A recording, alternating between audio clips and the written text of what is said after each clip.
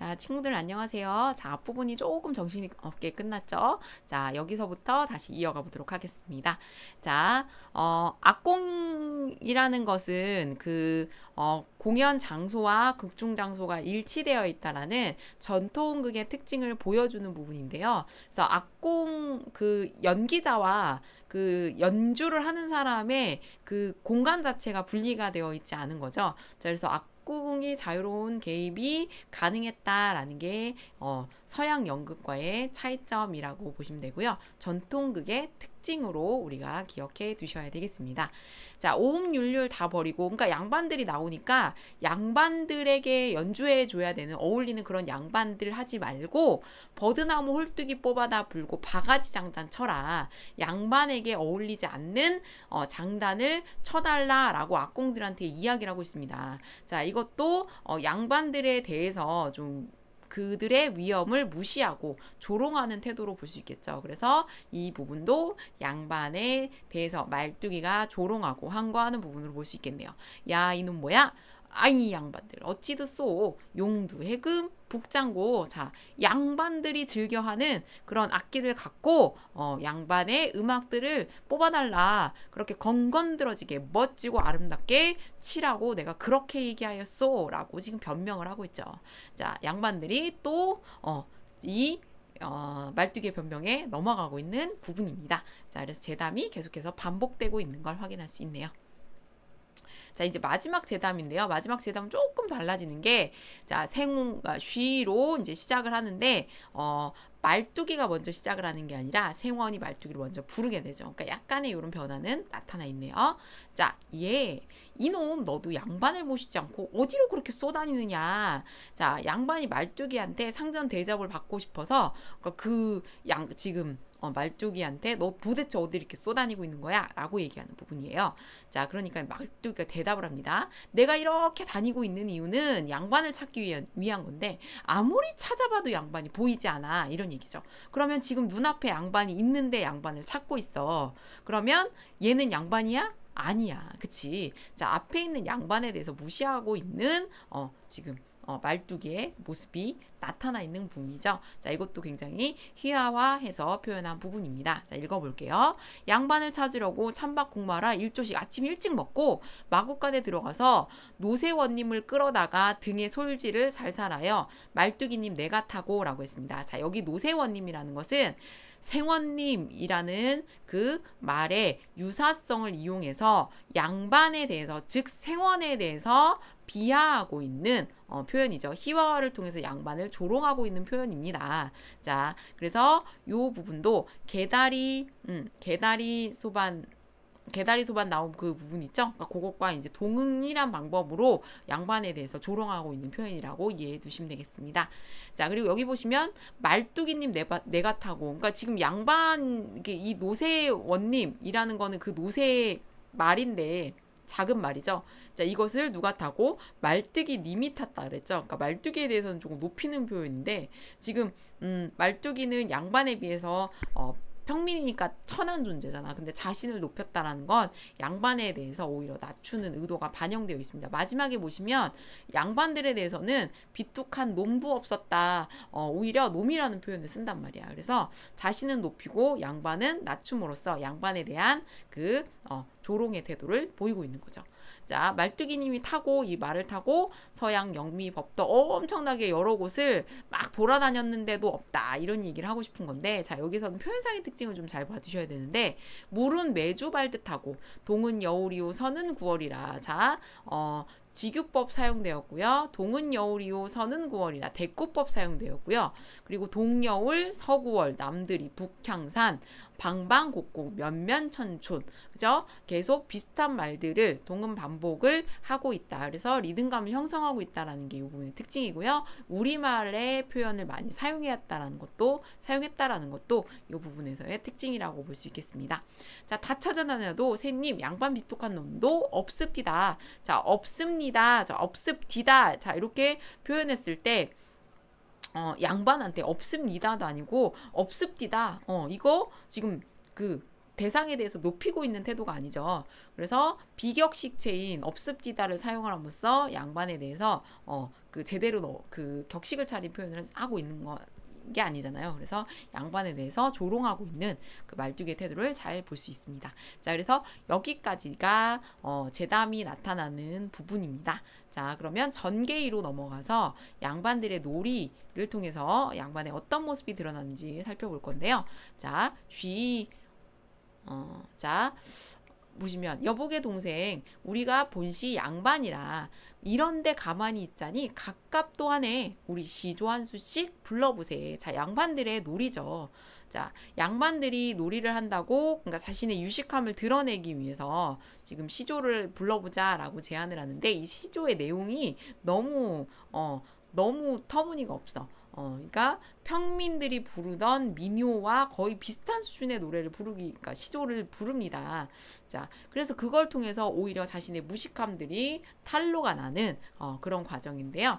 자, 형님 그거 좋은 말씀입니다. 시조를 읊는다. 반나마 늙었으니 다시 젊지는 못하리라. 자, 그 당시에 그 양반들이 전형적으로 부르던 탈로가의 형태인데요. 자, 서로는 좋다고 막 웃고 있네요. 근데 이제 말뚝이가 낙양성 심리어의 높고 낮은 처무덤에 자, 그 양반들의 시조의 그 말뚝이가 이야기를 하고 있는데, 그러니까 우리가 지금 부르던 평민들이 부르던 민요랑 너네게 다를 게 뭐야라는 거를 그 이면적으로는 드러내주고 있는 부분이죠.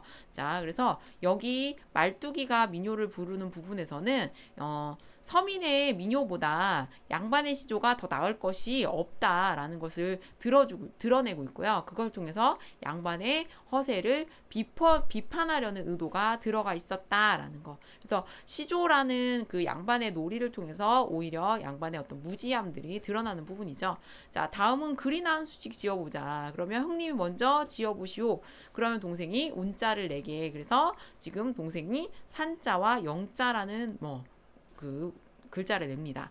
아, 그것 어렵다. 되게 어렵게 막 고민을 하고 있는데 이것도 마찬가지로 얘가 대답을 한 내용을 보면 누구나 할 수 있는 평민들조차도 할 수 있는 그러한 단순한 단어의 나열이었어. 그래서 이걸 통해서도 양반의 어떤 무지와 허위가 드러나게 되죠. 자, 그래서 울룩줄룩 작대산 하니 황주 평산의 동년 영이라 우리가 보기에는 어렵게 보일 수 있겠지만 그냥 단순한 그 의미 없는 그 말의 나열이었다. 그러니까 시조라고 하면 글이라고 하면 그 의미가 좀 심오한 의미가 담겨 있어야 되는데 그런 게 전혀 없었다라는 거지.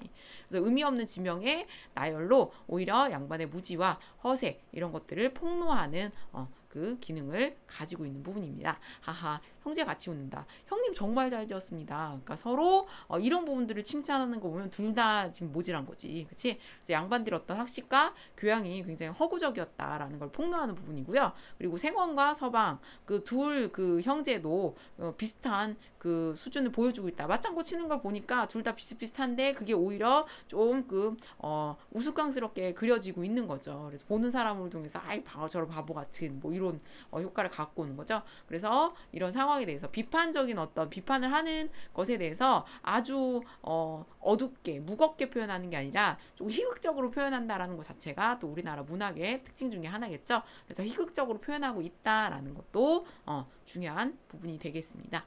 자, 동생 한기 지어보세. 너도 그럼 하나 지어봐라. 그럼 형님이 운자를 하나 내십시오. 자, 여기에서도 지금 벽자 로군 어려운 말이다. 그래서 낑낑거리면서 이제 하는데 집세기 압충은 헝적총 하니 남학신 뒤축에 거멀 못이라. 그래서 단순히 평민들의 생활 용어를 나열한 말장난에 지나지 않았다. 그래서 양반 문학의 어떤 저급한 모습을 보여주고 있는 부분이죠. 자, 요렇게 이제 시조 그 글을 나누는 부분이 끝나게 되고요. 자, 그 다음에 이제 파자놀인데 이것도 이제 양반들이 즐겨하던 놀이의 형태였죠.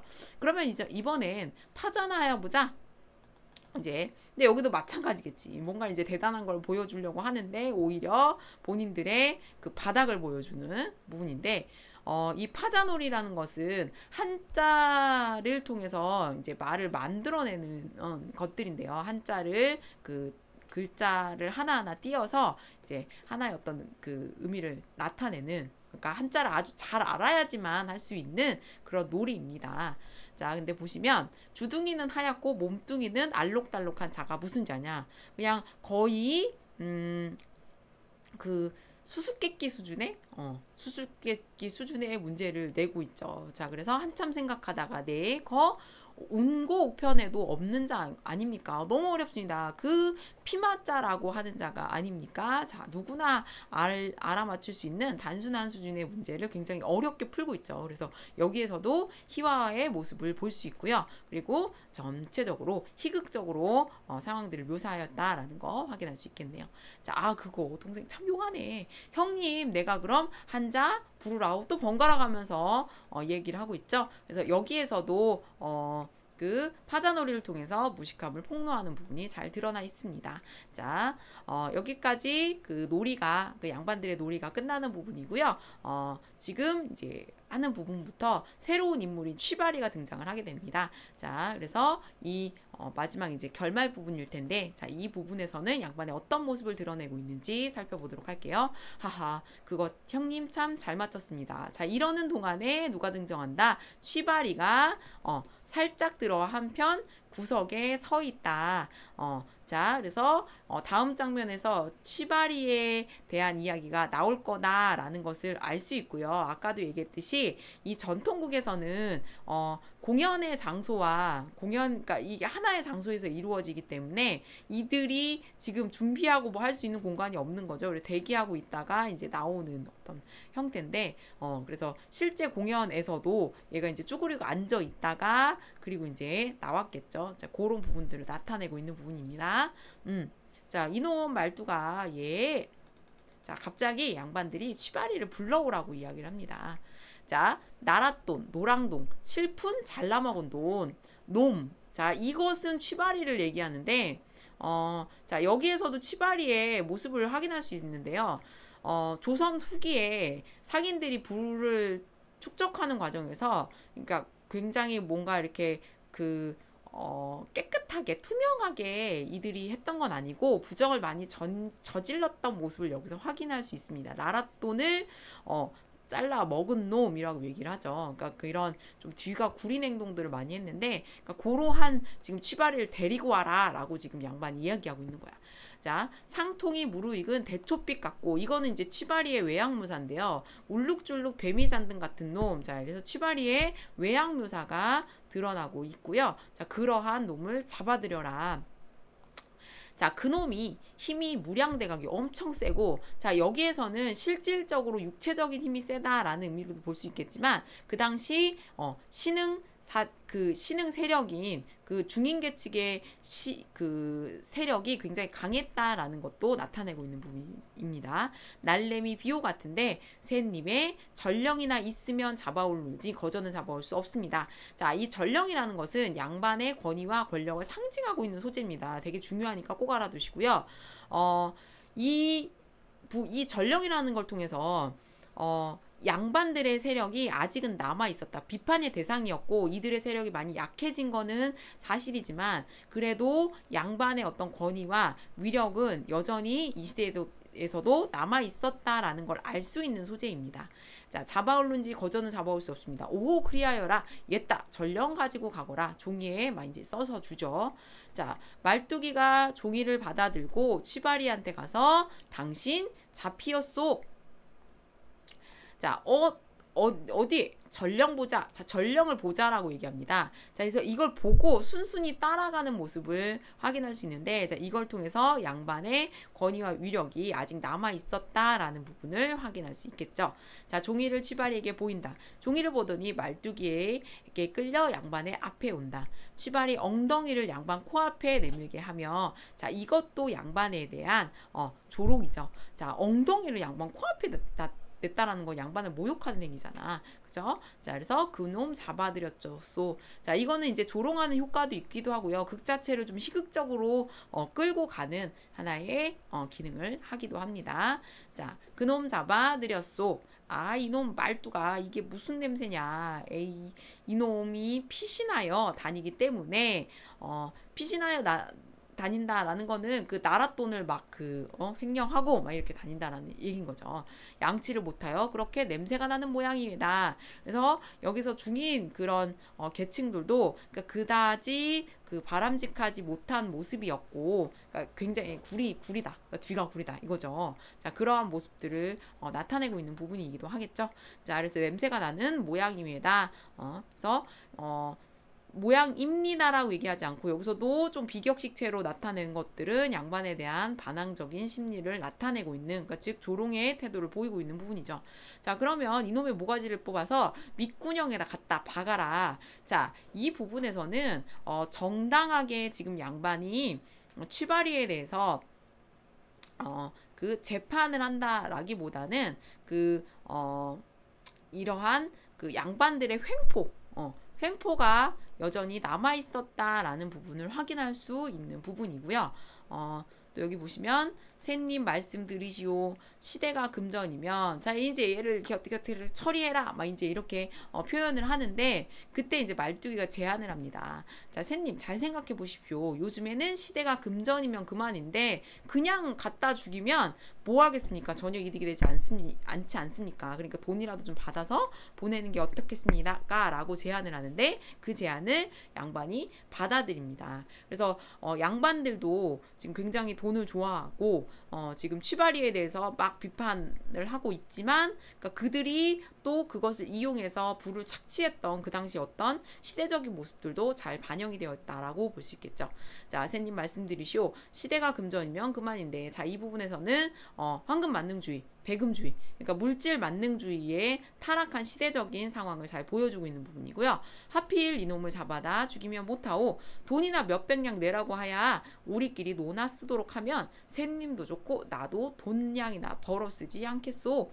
그러니 새님은 못 본 채 하고 가만히 계시면 내 다 일 처리하고 갈 것이니. 자, 그래서 이 부분도 양반들의 어떤 일반적인 부패상에 대해서 나타내고 있는 부분들이죠. 그리 알고 계시오. 국거리 장단에 맞춰 일제에 어울려서 한바탕 춤추다가 전원 퇴장한다. 자, 그래서 이 부분에서 당시 어떤 시대상들이 잘 반영되어 있는데, 돈이 사회적인 어떤 가치가 급상승하면서 모든 가치의 어떤 척도가 되었다라는 걸 확인할 수 있고요. 돈으로 타협할 수 있는 부패한 사회상이다. 돈을 좋아하는 양반들의 어떤 물욕 그리고 부패상, 이런 것들이 잘 드러나 있는 부분입니다. 그래서 취바리가 나오는 부분은 시험에서 많이 출제가 되니까 우리 친구들 꼭 알아두시고요. 전령이라는 기능에 대해서도 반드시 기억해 두시기 바랍니다. 자, 그러면 밑에서 작품에 대해서 조금 더 정리해보고 마무리하도록 할게요. 자, 이 작품은 탈춤, 즉 감염극이 고요. 그리고 이제 작품의 특징은 양반에 대한 비판, 풍자가 담겨 있고요. 그리고 이것을 해학적인 표현으로 나타내고 있다라는 게 가장 중요한 특징 중에 하나이겠네요. 자, 시간적인 배경으로는 중세에서 근대로의 넘어가는 조선 후기의 사회상이 잘 반영되어 있고요. 그리고 공간적 배경은 황해도 봉산 지방에서 유행하던 탈춤입니다. 자, 그리고 사회적인 배경은 봉건 질서, 그러니까 양반들의 어떤 위계 이런 것들이 좀 무너지는, 그리고 평민들의 의식이 성장되던 고로한 시대라는 거 확인할 수 있겠고요. 그리고 아까도 얘기했듯이 이 작품은 옴니버스식 구성을 취하고 있다. 그러니까 병렬적인 구성을 취하고 있다라는 게 특징이다. 라는 거 알아두시고, 이걸 통해서 무능하고 탐욕스러운 양반 계층에 대한 비판의식이 잘 나타나 있습니다. 자, 그리고 민중의 비속한 언어와 양반의 고상한 언어가 동시에 구사되고 있습니다. 자, 양반들 한자 나오는 부분들 있죠. 자, 그래서 양반들의 고상한, 양반들의 언어와 서민들의 언어가 공존한다라는 게 이 작품의 특징으로 볼 수 있겠고요. 그리고 동음이어에 의한 언어 유의, 그리고 열거, 대꾸, 익살, 과장 이런 것들을 통해서 양반을 풍자하고 비판하고 있습니다. 그리고 옴니버스식의 구성을 취하고 있고, 각 제담 사이에 연관성은 없다. 그래서 양반에 대한 조롱과 비판이라는 주제로 통일된다. 자, 각 제담들 사이의 연관성은 없지만 양반에 대한 조롱과 풍자라는 것은 전체적인 주제로 일치한다라는 거는 우리 친구들이 구분을 해 두셔야 되겠죠. 자, 그러면 자, 뒤에 있는 것들은 우리 친구들이 앞에서 설명한 부분들이니까 다시 한번 읽어보고 정리하시고요. 문제를 통해서 마무리하도록 할게요. 자, 서민들의 의식이 성장했음을 볼 수 있는 작품이다. 자, 맞는 선택지고요. 양반의 권위를 인정하고 따르고자 하는 서민들 의식이 아니라 양반의 권위를 인정하지 않고 조롱하고 있는 서민들의 모습이 잘 나타나 있는 부분이죠. 자, 그 다음에 취바리를 통하여서 상인계층이죠. 양반의 어리석음을 풍자하였다. 자, 양반의 어리석음이라기보다는 양반의 위선, 그쵸? 그리고 물욕, 이런 것들에 대해서 풍자하고 있다라고 봐야 되겠죠. 자, 그래서 풍자하고 있다라는 건 맞지만 그 풍자하고자 하는 성격이 무엇인지에 대해서도 우리 친구들이 꼭 구분을 하셔야 되겠습니다. 자, 그 다음 양반들이 외양묘사를 통해 양반들에 대한 친숙한 이미지가 아니라 양반을 조롱하고 있는 효과를 가지고 오고 있죠. 자, 그 다음에 재단 구조의 반복을 통하여 양반에 대한 풍자를 강화하는 효과를 준다. 한 번 속는 게 아니라 계속해서 속고 있잖아. 그렇기 때문에 양반에 대한 비판의 강도는 더 세질 수밖에 없겠죠. 자, 그렇기 때문에 맞는 선택지고요. 그 다음에 양반들의 놀이는 그 당시 양반들의 학식이 얼마나 높았는지를 잘 보여주는 게 아니라 오히려 그들의 무식함을 보여주는 놀이였다. 자, 그 다음에 봉삼탈춤의 각 장이 인과적으로 연결된 게 아니라 병렬적으로 연결된 옴니버스식 구성을 취하고 있다라는 거 너무너무 중요한 부분이니까 우리 친구들 꼭 기억해 두시기 바랍니다. 자, 우리 친구들 오늘 좀 긴 수업이었지만 잘 들으셨고요. 그리고 정리 잘 하셔서 공부 잘 마무리하시기 바랍니다. 자, 오늘 고생하셨습니다.